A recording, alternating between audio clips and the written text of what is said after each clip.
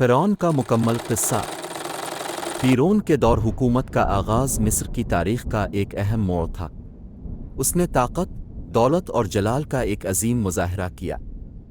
फ़िरौन ने अपने इक़्तिदार को मज़बूत करने के लिए अवाम पर अपना रोब व दबदबा कायम किया और अपने आप को मिस्र का मुतलक़ अलअनान हुक्मरान बनाया। मिस्र की सरज़मीन फ़िरौन की बादशाहत के दौर में वसी व अरीज़ थी। इसकी सल्तनत दरियाए नील के किनारों से लेकर दूर दराज इलाकों तक फैली हुई थी। फ़िरौन ने अपनी सल्तनत की वसअत को बरकरार रखने के लिए मजबूत फ़ौज और इंतज़ामी निज़ाम कायम किया, जो उसके इक़्तिदार की बुनियाद थी। फ़िरौन की ज़ालिमाना पॉलिसियाँ अवाम के लिए अज़ाब बन गईं। उसने अपनी ताकत के इजहार के लिए अवाम पर सख्त क़वानीन नाफिज किए और उनकी ज़िंदगी को मुश्किल बनाया। फ़िरौन के हुक्म से लोगों को ग़ुलामी में मुब्तला किया गया और उन पर बेपनाह जुल्म व सितम किया गया, जिससे वो खौफज़दा रहते थे। फ़िरौन के मजहबी अकायद ने उसे मज़ीद ज़ालिम बना दिया। उसने अपने आप को खुदा करार दिया और लोगों को मजबूर किया कि वो उसकी इबादत करें। फ़िरौन का दावा था कि वो दुनिया का मालिक और खालिक है, जिसकी वजह से इसके खिलाफ बगावत करना नामुमकिन हो गया। फ़िरौन के दरबार में वज़रा और मुशीरान ने इसकी ज़ालिमाना हुक्मरानी को मज़ीद मुस्तहकम किया। ये लोग फ़िरौन के हुक्मों को बजा लाने और उसके इक़्तिदार को मजबूत करने में मददगार साबित हुए। फ़िरौन के दरबार में हर शख्स उसके अहकाम की तामील करने पर मजबूर था, वरना सख्त सज़ा का सामना करना पड़ता। बनी इसराइल की ग़ुलामी फ़िरौन के दौर में शदीद जुल्म व सितम की मिसाल बन गई। उन्हें सख्त मशक्क़तों पर मजबूर किया गया और उनके हुकूक पामाल किए गए। फ़िरौन की ज़ालिम हुकूमत ने उनकी ज़िंदगी को जहन्नम बना दिया, मगर उनकी उम्मीद कभी ख़त्म न हुई। हज़रत मूसा की पैदाइश बनी इसराइल के लिए उम्मीद की किरण बनकर आई। उनकी वालिदा को खौफ लाहिक था कि फ़िरौन के सिपाही उन्हें कत्ल न कर दें। अल्लाह के हुक्म पर उन्होंने अपने बच्चे को एक संदूक में रखकर दरिया में बहा दिया, जिससे उनकी ज़िंदगी महफूज हो गई। दरिया में बहता हुआ संदूक फ़िरौन के महल के करीब पहुंचा, जहां फ़िरौन की बीवी आसिया ने इसे देखकर उठा लिया। उन्होंने इस बच्चे को अपनी मोहब्बत और शफ़क़त से पालने का फ़ैसला किया। ये अल्लाह की हिकमत थी कि हज़रत मूसा को इसी महल में परवरिश मिली जहां उनके दुश्मन रहते थे। हज़रत मूसा फ़िरौन के महल में शाहाना अंदाज में परवरिश पाए। उन्हें बेहतरीन तालीम व तरबियत दी गई और वो महल के दीगर बच्चों की तरह ही समझे जाते थे, मगर उनके दिल में हमेशा बनी इसराइल की मोहब्बत और उनकी मुश्किलात का एहसास ज़िंदा रहा। हज़रत मूसा की जवानी में उन्होंने बनी इसराइल के हुकूक की हिमायत की। उनकी गैरत और जज्बा देखकर फ़िरौन के दरबार में उनकी शख्सियत का चर्चा होने लगा, मगर उनका दिल हमेशा अपने लोगों के साथ था और उन्होंने हर मुमकिन कोशिश की कि उनकी मदद करें। हज़रत मूसा जवानी में बनी इसराइल के मसाइल को करीब से देखने लगे। उनके दिल में मज़लूमों के लिए हमदर्दी बढ़ती गई। अपनी कौम की हिमायत करते हुए वो हमेशा इंसाफ के हक़ में खड़े रहे और ज़ालिमों के ख़िलाफ़ आवाज़ उठाई। एक दिन हज़रत मूसा ने एक मिस्री को एक इसराइली पर जुल्म करते देखा। गुस्से में आकर उन्होंने मिस्री को मार डाला, जिस पर उन्हें परेशानी लाहिक हुई। ये वाक़या उनकी ज़िंदगी का रुख मोड़ने वाला था और उन्हें एक नए सफ़र पर ले गया। हज़रत मूसा को इल्म हुआ कि उनके कत्ल का राज फाश हो चुका है, तो वो अपनी जान बचाने के लिए मिस्र छोड़कर मदीन की तरफ रवाना हो गए। वहाँ उन्होंने एक नए माहौल में ज़िंदगी बसर की और एक नेक दिल इंसान के साथ निकाह किया। मदीन में क़याम के दौरान हज़रत मूसा को अल्लाह की जानिब से नबुव्वत की बशारत मिली। एक रोज़ को तौर पर अल्लाह से हमकलामी हुई, जहाँ उन्हें नबुव्वत के फ़राइज़ सौंपे गए। ये मुलाकात उनकी ज़िंदगी को एक नए मिशन की तरफ ले गई। नबुव्वत का ऐलान करने के बाद हज़रत मूसा अल्लाह के हुक्म से मिस्र वापस आए। उनका मकसद फ़िरौन को अल्लाह का पैगाम पहुंचाना और बनी इसराइल को जुल्म व सितम से निजात दिलाना था। उन्होंने इंतहाई सब्र और हिकमत से फ़िरौन का मुकाबला किया। हज़रत मूसा अल्लाह के हुक्म से मिस्र वापस लौटे और फ़िरौन के दरबार में पहुँचे। उन्होंने फ़िरौन को अल्लाह का पैगाम सुनाया और इससे बनी इसराइल को आज़ाद करने की दरख्वास्त की। फ़िरौन ने इनकार किया और हज़रत मूसा को धमकियाँ दीं, लेकिन हज़रत मूसा ने अल्लाह पर भरोसा रखते हुए अपना मिशन जारी रखा। फ़िरौन ने हज़रत मूसा की बातों को मजाक समझा और उनकी मुखालफत की। اس نے اپنی طاقت اور جاہ و جلال پر غرور کرتے ہوئے حضرت موسیٰ کو جھوٹا قرار دیا۔ فرعون نے ان کی کسی بھی بات کو سنجیدگی سے نہیں لیا اور اپنی ظالمانہ پالیسیوں کو جاری رکھا۔ حضرت موسیٰ نے فرعون کے سامنے اللہ کے دیے ہوئے معجزات پیش کیے۔ ان معجزات کا مقصد فرعون کو اللہ کی قدرت کا یقین دلانا اور بنی اسرائیل کی آزادی کی اہمیت بتانا تھا۔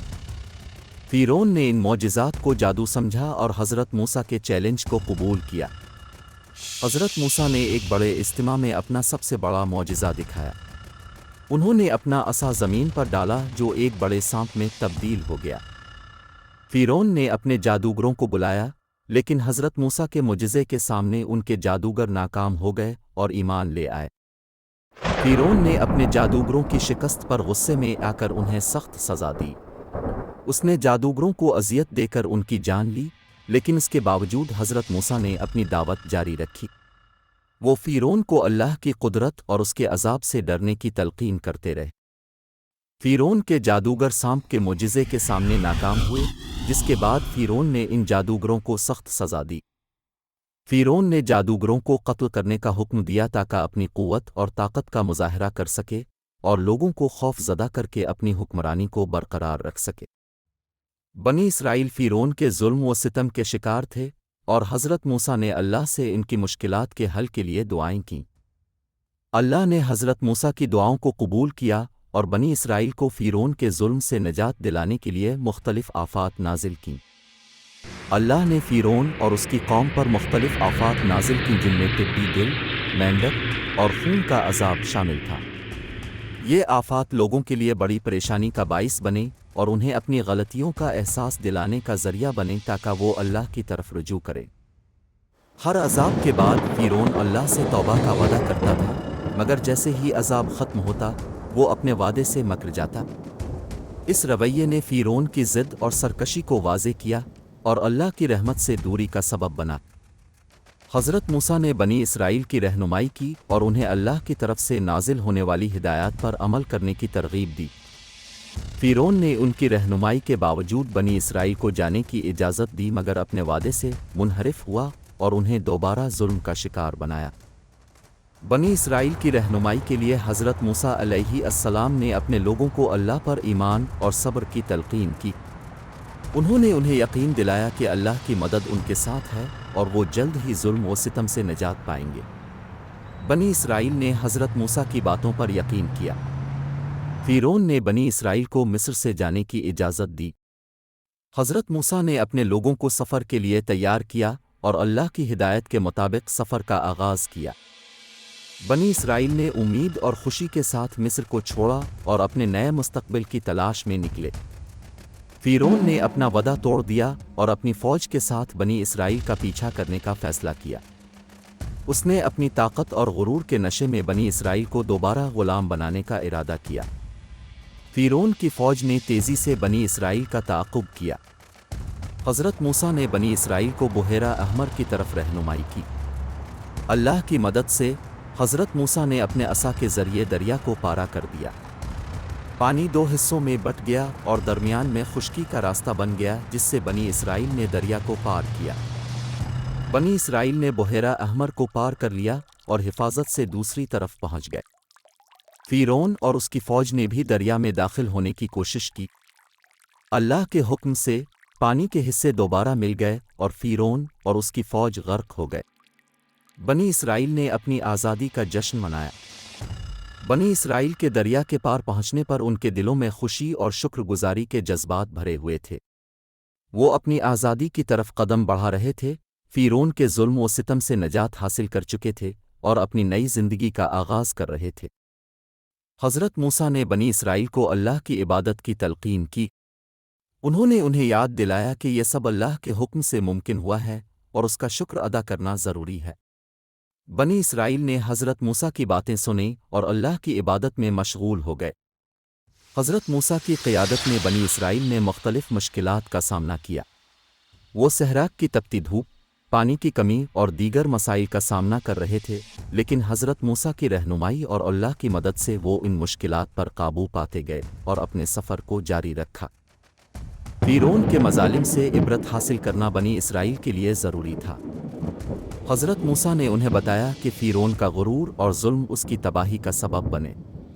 انہوں نے بنی اسرائیل کو نصیحت کی کہ وہ ہمیشہ اللہ کی راہ پر چلیں اور ظلم و ستم سے دور رہیں۔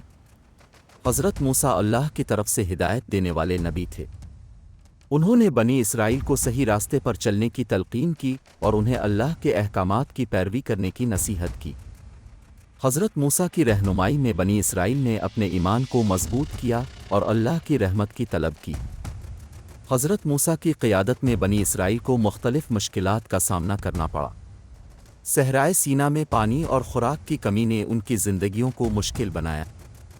حضرت موسیٰ نے اللہ پر بھروسہ کرتے ہوئے ان کی رہنمائی کی اور معجزانہ طور پر ان کی ضروریات پوری کیں، مگر قوم کی بے صبری اور شکایات جاری رہیں۔ فیرون کے مظالم سے عبرت حاصل کرنا ضروری ہے۔ فیرون کی ظالمانہ حکومت اور اس کے انجام نے انسانیت کو سبق سکھایا کہ ظلم اور ناانصافی کا انجام ہمیشہ برا ہوتا ہے۔ بنی اسرائیل نے اس واقعے سے سیکھا کہ اللہ کی راہ پر چلنے والے ہمیشہ کامیاب ہوتے ہیں اور ظالموں کا انجام عبرتناک ہوتا ہے۔ حضرت موسیٰ نے اللہ کی طرف سے ہدایت دینے کا فریضہ انجام دیا۔ انہوں نے بنی اسرائیل کو توحید کی دعوت دی اور انہیں اللہ کے احکامات پر عمل کرنے کی تلقین کی۔ حضرت موسیٰ نے اپنی قوم کو صبر اور استقامت کا درس دیا تاکہ وہ مشکلات کا سامنا کر سکیں اور اللہ کی رضا حاصل کر سکیں۔ بنی اسرائیل کا صحرائے سینا میں سفر ایک طویل اور مشکل مرحلہ تھا۔ سفر کے دوران اللہ نے ان کی رہنمائی کے لیے حضرت موسیٰ کو مختلف معجزات عطا کیے۔ انہوں نے اپنے عصا سے پانی نکالا اور من و سلو کی فراہمی کا انتظام کیا تاکہ قوم کو سفر میں آسانی ہو۔ مصر کی کہانی کا اختتام اور فیرون کی تباہی سے ایک اہم سبق ملتا ہے۔ یہ واقعہ ہمیں بتاتا ہے کہ ظلم اور ناانصافی کا انجام ہمیشہ برا ہوتا ہے۔